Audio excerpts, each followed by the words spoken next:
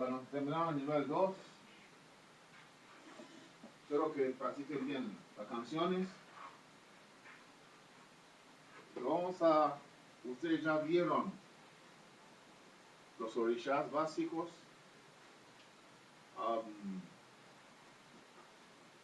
Y que son lo que se habla en nivel 1 y 2, el orisha de los Ibeji. Han podido pronunciar algunos poemas de Ifá. Así que este nivel son Olomu y yo, la voz de dulzura. Es decir, desde ahora adelante hay que cuidar un poco la boca y desear lo dulce a todo.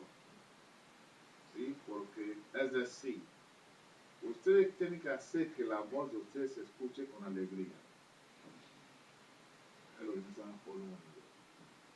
Donde hay conflicto, que la intervención de cada uno de ustedes significa dulzura, que sea sal para mí. Así que vamos a entregar ese dedicado por terminar el nivel 2.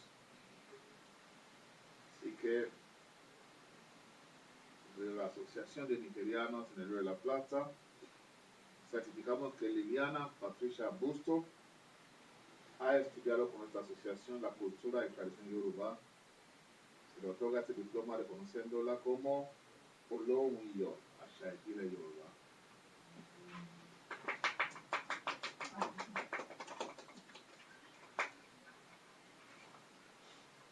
Certificamos que Bárbara Neto ha estudiado con esta asociación la cultura y tradición yoruba y se le otorga este diploma reconociéndola como Olomuiyo, Asha Ìbílẹ̀ Yoruba.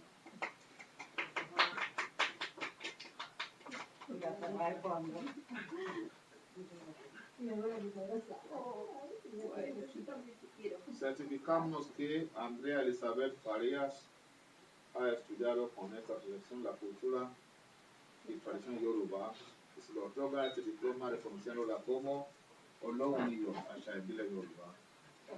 Sí, por ahí.